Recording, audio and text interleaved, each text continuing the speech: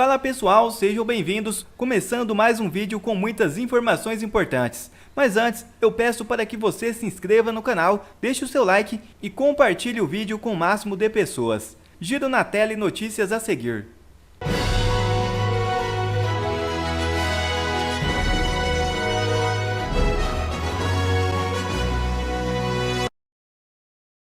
O enorme tiro no pé do sistema pelas mãos de Dias Toffoli. O ministro Dias Toffoli, do Supremo Tribunal Federal, concedeu provimento a um pedido do prefeito de Magé, Renato Cozzolino, reabilitando sua elegibilidade para futuras eleições. Esta decisão individual pode ser revista se houver recurso submetido ao plenário. Em junho de 2023, o Tribunal Superior Eleitoral tinha determinado a inelegibilidade de Cozzolino por um período de 8 anos, acusando-o de abuso de poder político nas eleições de 2018, quando concorreu a uma cadeira na Assembleia Legislativa do Estado do Rio de Janeiro. Uma condenação semelhante à aplicada no ex-presidente Jair Bolsonaro, ou seja, ainda há possibilidade de reversão. Vale ressaltar que o Tribunal Superior Eleitoral está prestes a vivenciar uma mudança significativa em sua liderança, com a ministra Carmen Lúcia preparando-se para assumir a presidência da Corte, em junho de 2024, sucedendo Alexandre de Moraes. Já em 2026, o ministro Nunes Marques assumirá o TSE. Neste ponto específico, além do STF, surge um fio de esperança, uma possível ilegitimidade dos julgamentos que condenaram Bolsonaro à inelegibilidade. Pode ser competência do próximo presidente do TSE. Vale ressaltar também que essa possível reversão não para por aí. No Congresso, deputados estão trabalhando nos bastidores em um projeto de lei que pode anular esses julgamentos do TSE e devolver os direitos políticos de Bolsonaro. Tudo isso ocorre nos bastidores para que no momento certo seja colocado em prática. Será uma verdadeira reviravolta. E ex-juíza Ludmila Lins Grilo afirma que juízes do STF não têm imparcialidade para julgar ex-presidente Jair Bolsonaro. Ludmila concedeu entrevista à Rádio Auriverde Brasil. Assista. Essa semana, a Folha de São Paulo criticou fortemente, a semana anterior o Estado de São Paulo, os dois veículos criticaram fortemente o ministro Gilmar Mendes, alegando que Gilmar Mendes fala fora dos autos, critica Bolsonaro, e Gilmar Mendes tem participação em julgamentos onde há interesse direto de Bolsonaro. A senhora entende que essa corte está apta a julgar qualquer procedimento da senhora? Mas o fato é que Gilmar Mendes fala fora dos autos desde sempre. Desde sempre, não tem nenhuma isenção para julgar Bolsonaro ou quem quer que seja. Assim como Alexandre de Moraes. Aqueles juízes do STF, eles não têm isenção para julgarem esses políticos, nem a favor e nem contra. Porque você não pode julgar amigos nem inimigos. Então, eles não podem julgar nem o Bolsonaro, nem o Lula, nem a Dilma. Eles não podem julgar nenhuma dessas pessoas, porque eles claramente têm posicionamentos políticos exteriorizados. Né? Vide aí o ministro Barroso, vulgo nós derrotamos o bolsonarismo. Né? Luiz Roberto, nós derrotamos o bolsonarismo Barroso. Então, é óbvio que essas pessoas não têm nenhuma isenção para julgar o Bolsonaro e nem julgar, consequentemente, também não julgar o lado contrário, porque você não pode ser amigo ou inimigo das pessoas que você vai julgar. Então, você não pode apenas julgar o Bolsonaro, mas também não pode julgar aqueles supostamente amigos que você defende. A senhora entende que o Brasil pode melhorar com posições internacionais, demonstrando, trazendo à luz a perseguição que acontece no Brasil, essas condenações pelo 8 de janeiro exacerbadas, já estão criticadas também no Brasil e no exterior. Efetivamente, por exemplo, uma postura internacional poderá ajudar o nosso país? Sim, eu considero que sanções internacionais podem acontecer. E eu estive no CPEC, um evento conservador em Washington, recentemente, e conversei com vários gringos, né? E a percepção que eu tive é de que o mundo ainda não sabe o que está acontecendo no Brasil. O mundo ainda não entendeu. Então, por exemplo, se você fala de Cuba, se você fala de Venezuela, os gringos, eles associam imediatamente esses países a ditaduras. O Brasil ainda não. Eles não têm essa visão ainda do Brasil.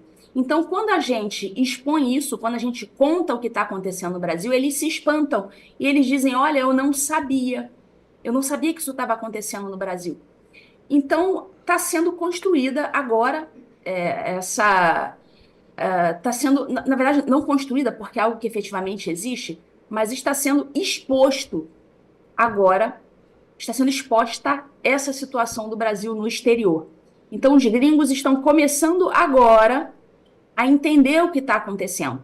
E nenhum ditador gosta de ter os seus atos expostos. Historicamente, todos eles contam com máquinas de propaganda. Então, desde lá da época de 30, dos anos 30, Stalin tinha a sua máquina de propaganda. Então, sempre houve essa necessidade dos ditadores em trazer para si uma aura, uma aparência de legalidade, uma aparência de grande democrata. Nenhum ditador olha para o mundo e diz, olha mundo, eu sou um ditador. Nenhum deles faz isso. Todos precisam de uma máquina de propaganda. Então, essa exposição internacional joga luzes nos atos autoritários. Nenhum ditador gosta disso. Então, eu ouço muito falar, o Alexandre de Moraes não está nem aí. Está aí sim. Está aí sim, porque historicamente nenhum deles gosta de ser exposto. Todos eles dependem de uma máquina de propaganda. Então, isso que está acontecendo internacionalmente tem sim o poder de pelo menos frear e, quem sabe, até debelar essa ditadura um dia, a depender do comportamento dos órgãos internacionais de controle, como, por exemplo, a CIDH, a Comissão Interamericana de Direitos Humanos, ou, quem sabe, se nós conseguirmos fazer chegar algum processo na Corte Interamericana de Direitos Humanos. Então, esses órgãos eles já estão sendo acionados, inclusive, durante essa reunião de Washington, nós estivemos na OEA, na Organização dos Estados Americanos, conversando com secretárias da CIDH, que é a Comissão Interamericana de Direitos Humanos, e elas ali, claramente, elas perceberam o que estava acontecendo. A gente sabe que esses órgãos são aparelhados, tem um monte de esquerdistas, a gente sabe disso. Mas as alegações que nós temos contra o Estado brasileiro, e mais especificamente contra as condutas de Alexandre de Moraes, elas são tão evidentes e tão explícitas que nós não conseguimos enxergar uma forma de, por mais esquerdista que seja o órgão, uma forma deles fingirem que isso não está acontecendo ou darem uma justificativa para arquivar. Então, essa pressão internacional vai continuar e o peso, o custo Alexandre de Moraes, ele vai se tornar cada vez mais alto. Então, essa é a nossa aposta.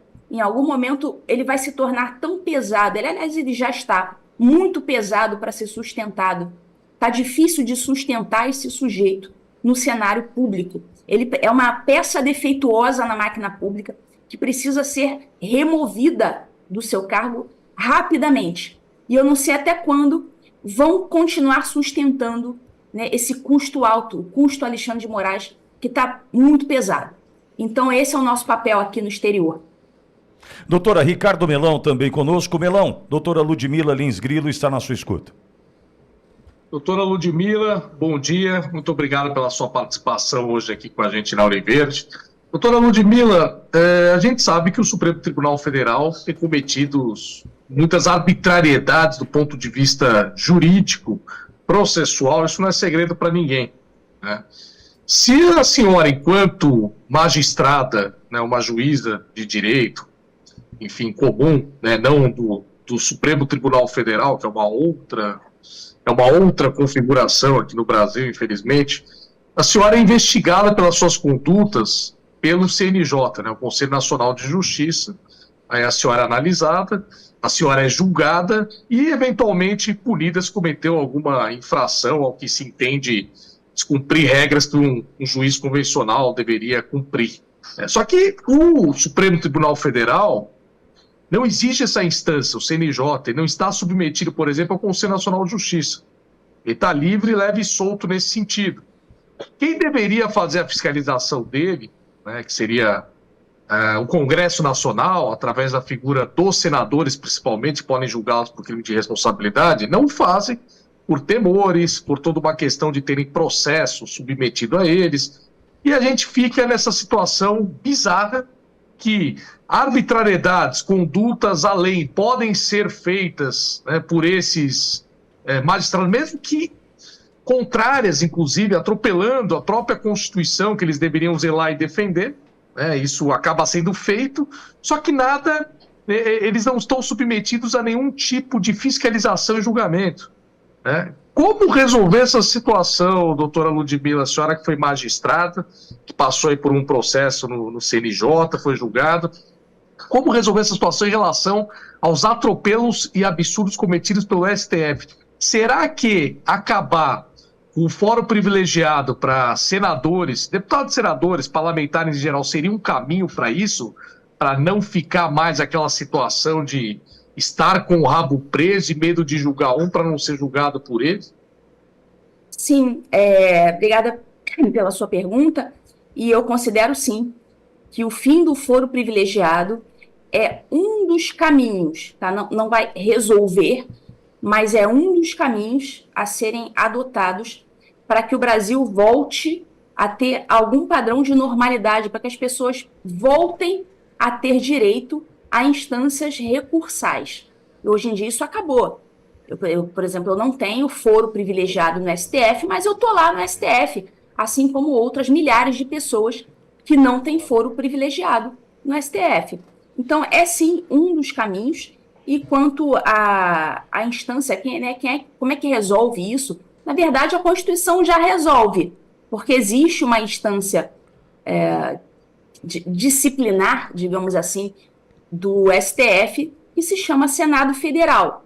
Então, a Constituição prevê, só que, ao mesmo tempo, a Constituição ela tem falhas, a partir do momento em que os próprios senadores são julgados pelo STF e o STF é julgado pelos senadores. Então, é aquela coisa, aquele círculo que isso precisa ser revisto. Essa forma de revisão de uma instância e outra, de um poder com o outro, isso precisa ser revisto. E, especialmente, também, essa concentração de poder nas mãos do presidente de uma das casas. Então, isso aí é um outro caminho que precisa ser... Por isso que eu digo, são vários caminhos, né? Você não tem uma fórmula pronta.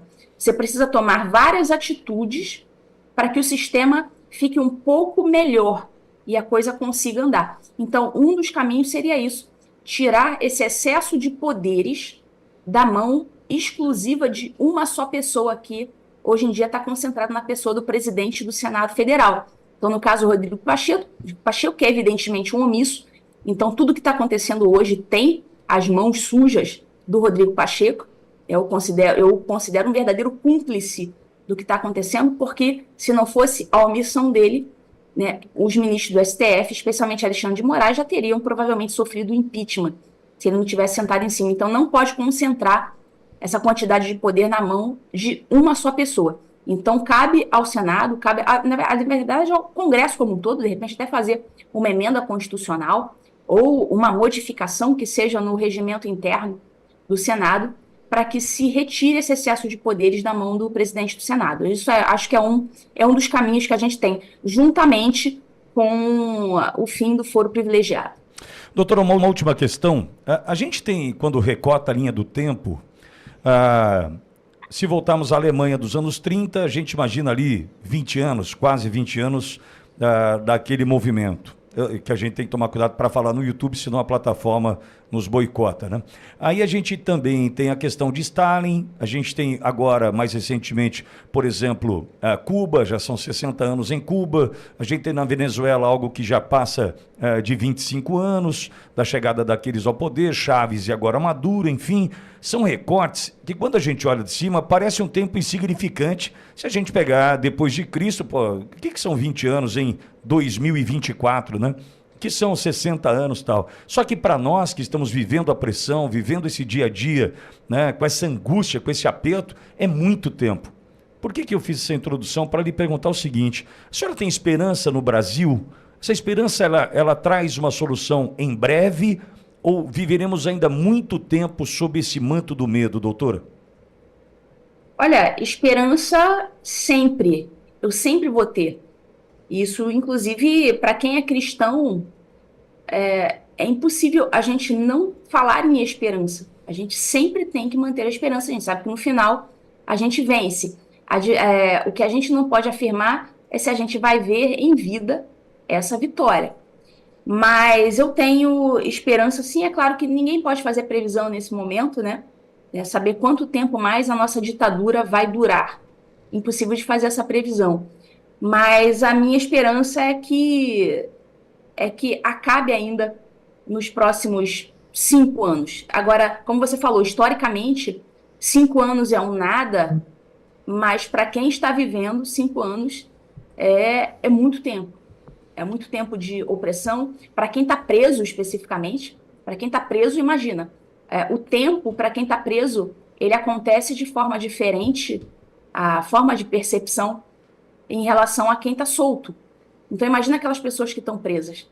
Então, é uma previsão aí que eu faço, mas, enfim, na base do achismo não tem nenhuma técnica aplicada nisso. É mais na base do achismo e meio que um wishful thinking também, né? Eu não gostaria de pensar que o Brasil vai virar uma Cuba aí com 50, 70 anos de ditadura, não. Eu prefiro acreditar que vai acabar rápido, abre aspas, rápido, em questão de alguns anos.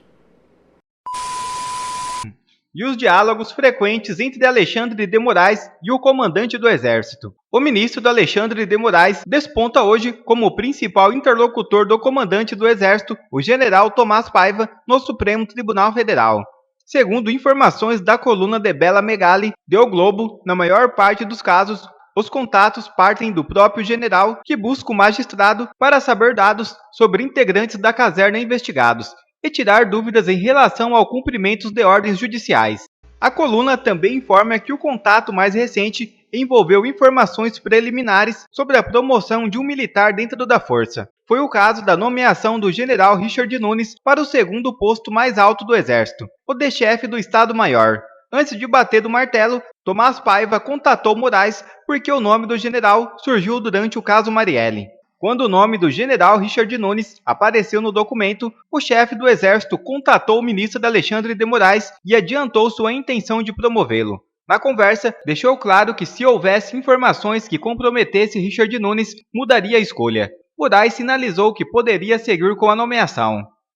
Segundo a coluna, essa não foi a única consulta feita pelo chefe do Exército ao magistrado. Sempre que tem dúvidas sobre como cumprir as ordens do STF em relação aos militares investigados, Tomás Paiva se orienta com o magistrado. O general estabeleceu uma regra, por exemplo. Para os membros da caserna que já foram presos, esses são obrigatoriamente retirados de suas funções e mandados para casa. Já os investigados que não chegaram a ser detidos, mas passaram por medidas como buscas, mudam de posto, mas continuam trabalhando na força. É só impressão minha ou parece que o general está trabalhando para Moraes? Quer ver mais conteúdos como esse? Então inscreva-se agora mesmo no canal e ative o sininho das notificações. Assim você não perde mais nenhum conteúdo que é postado aqui no canal. E também já deixe o seu like para o YouTube ajudar a divulgar o nosso trabalho. Fico por aqui e que Deus abençoe a todos. Brasil acima de tudo e Deus acima de todos.